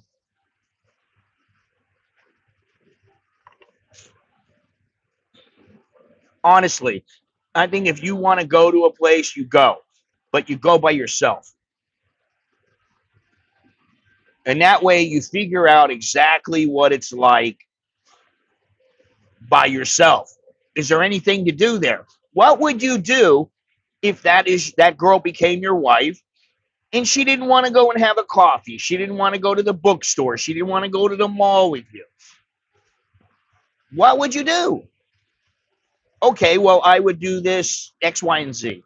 And if you thought, yes, I'll do it and it'll be great, um, well, you know, good for you then. All right, let me read this stuff here. Did you follow Stickmad online forum 25? Well, first of all, I don't know, but he was here 25 years ago. Maybe it was 25 years, but he hasn't been here as long as me. I can tell you that. And I don't know what happened to him because the last I heard, I understand that he divorced from his wife. She dumped him for some policeman or something like that. And then he ended up leaving and going back to New Zealand. Now, I don't know. He may have come back. I don't know. But what I do know is there was a guy a number of years ago when Stickman was leaving that wanted me to become the Stickman. And I said, no, I don't really want to do that. This is probably around 11 or 12 years ago. And he said, you know, I'll listen, I'm going to buy it. I'm thinking about buying it and you can become the Stickman and I'll just be the money guy. And I said, no, I don't want to do that. Because first, I didn't want to be Stickman because it's kind of a, you know, I'm not a stick. But regardless, I didn't want to do it because I didn't want to work for anybody else. I didn't want to do anything for anybody else. So that's why. I mean, I do my YouTube, but other than that, I don't have to do anything if I don't want to. And I don't have to do something for someone else. So I didn't like that. And that was the only reason. And then I think maybe he's come back. I don't know. And you know, his vlog was always pretty good.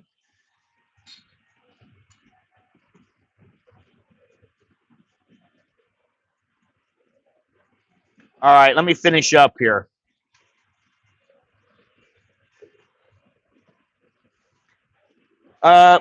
The expat, but the budget expat.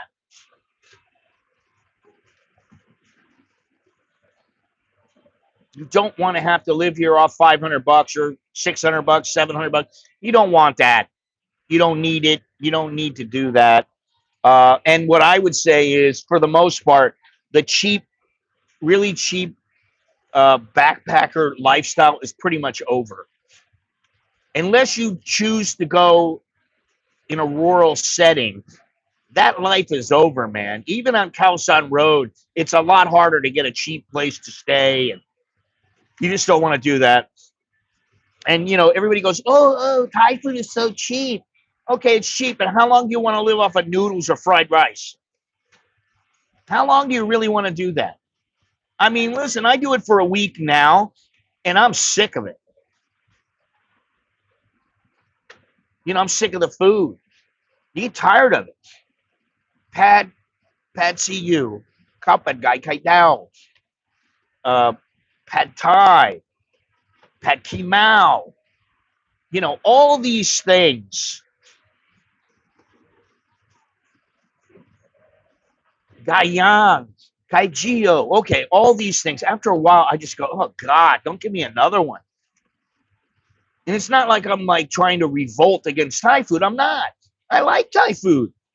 But I also like Japanese food, Italian food, Greek food, American food. And, you know, if you live here, after a while, you will get burnout on Thai food. You know, that's the way that it works. And the truth is that if you want a real quality of life in Thailand, you're going to have to pay more for it. You're not going to be able to, you know, get by and go, well, I'm going to eat grasshoppers and fried rat.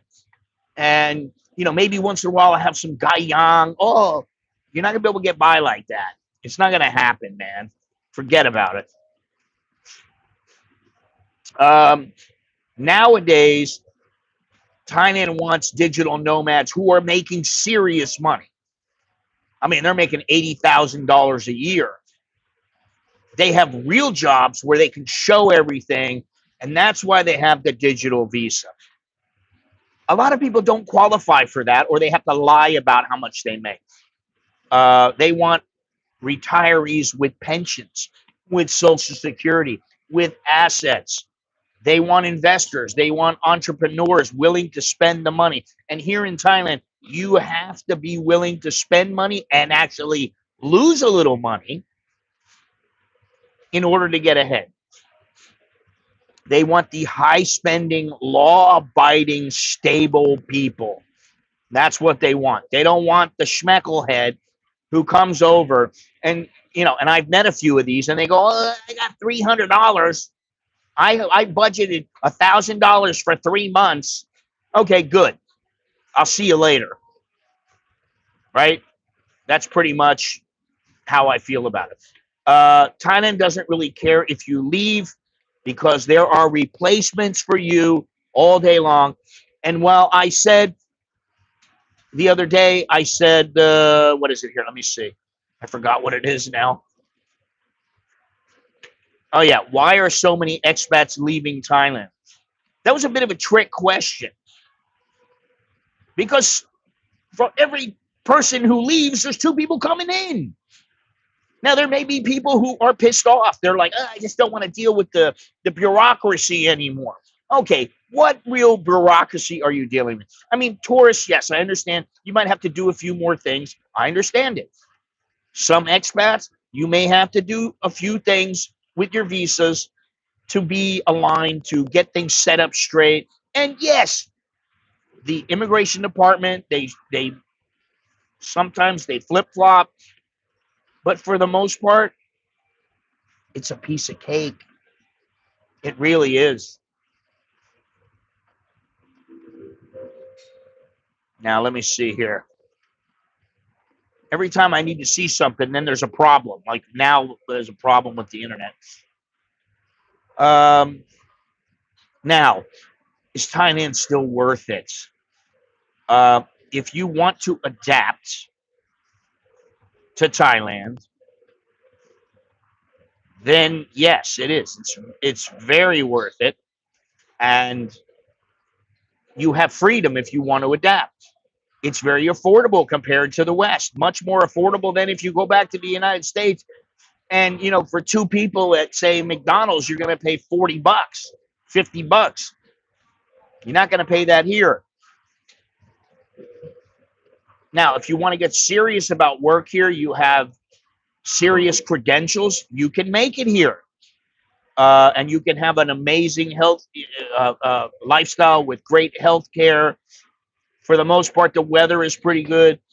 You can travel around Southeast Asia and all of Thailand. Listen, I've been everywhere in Thailand. I've been all over Southeast Asia, among other places in the world. But I've stuck mainly to Southeast Asia.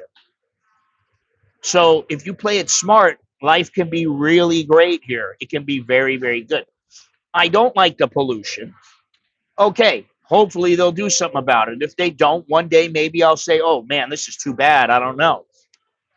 The air quality has been better recently.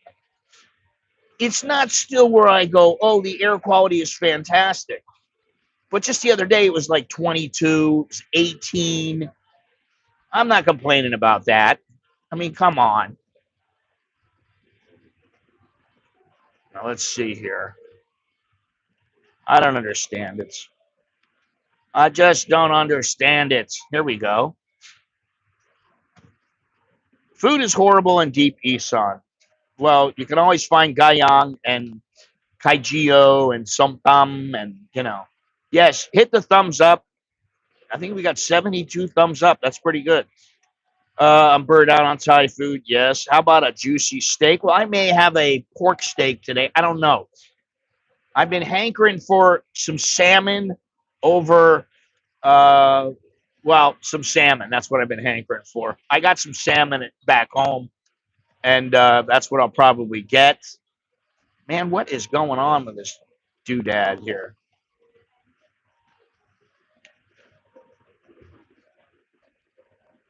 Can I figure it out here?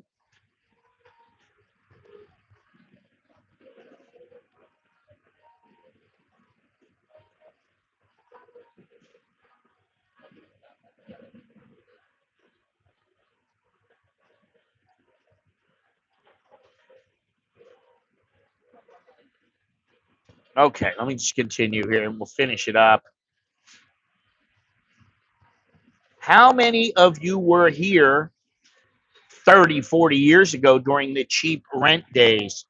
And how many of you have noticed the price jumps lately? And what is the biggest change that you personally have felt here in Thailand? Listen, I lived in Udon Thani for a year. Teddy bear. I lived there.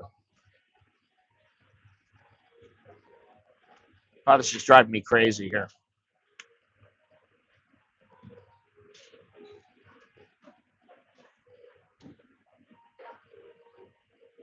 I don't know what's going on. I'm not getting my, nothing's working here.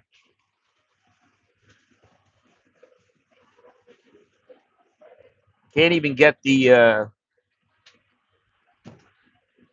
hotspot to work today.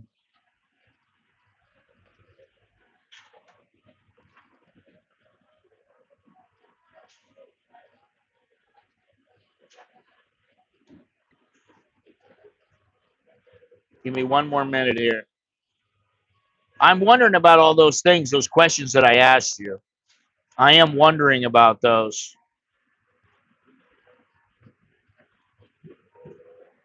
I lived there for a year. I lived in Nong Bua Saw, which is a little village. But when I lived there, it was far less developed than it is now. In fact, their mall back then was like, there was nothing in the mall. It was basically empty. I gotta look at it on here because I can't get any stuff working here.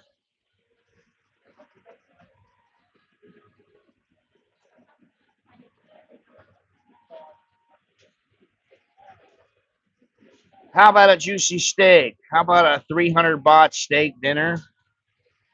What am I going to get for 300 baht? Would love to hear what your spoken Thai is like after 30 years. Can you switch to Thai for a few sentences?ไม่ได้ครับทำอะไรไม่ได้ขอโทษนะครับผมพูดไทยไม่ได้พูดภาษาไทยไม่ได้พูดแชทไม่ได้นะ All right, let me see here. Those who complain and decide to leave are most likely miserable no matter where they go. They are the source of their own misery. Yes. What's the minimum pension for the resident visa?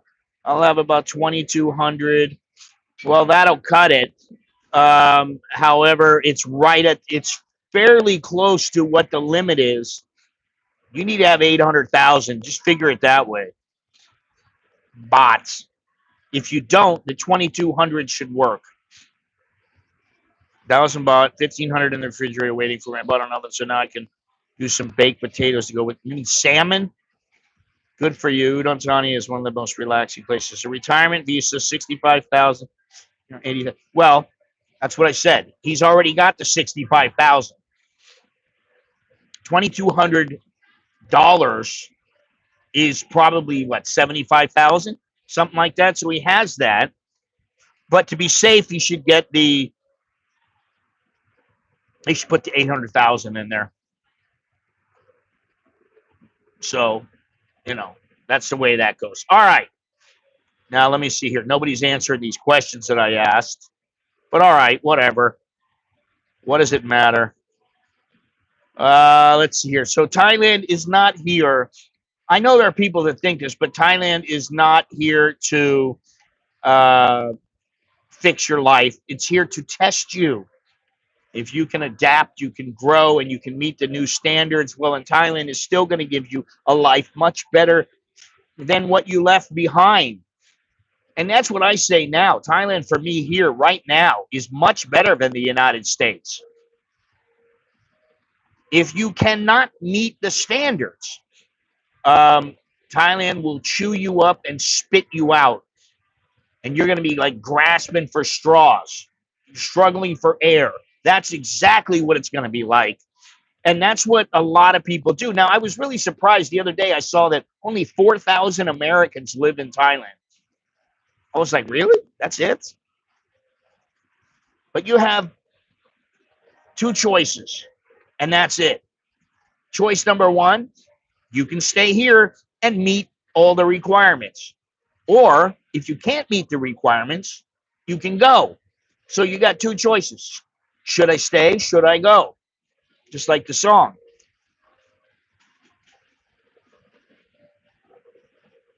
Should you stay or should you go? Meet the requirements or take a hike. And you know, I don't state that lightly. I don't say, oh, you know, if you don't really like it, it's probably best you just go. No, I'm not saying it that way. I'm saying it being a hard ass because that's exactly how immigration is. Immigration says to you, do you have this? No. Well, then you can't do it this way. Do you have something else here can we do? No. Okay, then you can't stay. Simple. It's really simple. So that's the way that it goes. And if you don't like that, I don't know what to tell you. And some guy yesterday, I said, if you don't like it, then you should go home. He said, well, then you switch America and Australia and tell somebody to go back home and you'll get banned from YouTube. Really? If you're from America and you come to Thailand and you don't like it here, then go back to America. Go back to Australia. Go wherever. If you don't like it, you know, I don't know. The thing is, I don't have any other alternatives for you. It's not like I can go, well, you know, if you have 57,000 baht coming in every month, they're going to say, okay. No, if you have 64,499 baht, sorry, you don't have the 65,000. Time for you to get out of here or figure it out, right? It might take you some time. Sometimes it takes people time to figure out the solution. I understand that. There's no reason why, but you shouldn't be in this big hurry. And that's what happens a lot of times. And I'll tell you, that's what happens with a lot of guys who they come here and they meet up with some woman and they go, oh my God, I can't leave right now. I've got to stay here with her. She needs me. Yeah, she needs you a lot. Okay. Listen, she was fine before she met you and she'll be fine after she met you. And you know what? If your relationship is meant to be, then it's gonna be. You're gonna go back home. You're gonna do whatever you have to do. And in 3 or 4 months or 6 months or a year, when you come back, she's still gonna be waiting for you. And if it wasn't meant to be, she's gonna go, sorry, I got a new boyfriend. Well, John, you should talk to Jim about that. The new chompers. If you can make it in Thailand, you can make it anywhere in the world. Personally provided me with great life lessons. Yes, Raymond. It's also provided me, honestly, it has provided me with a lot of life lessons. And one of the first ones I learned was money is a hell of a lot more important than I thought.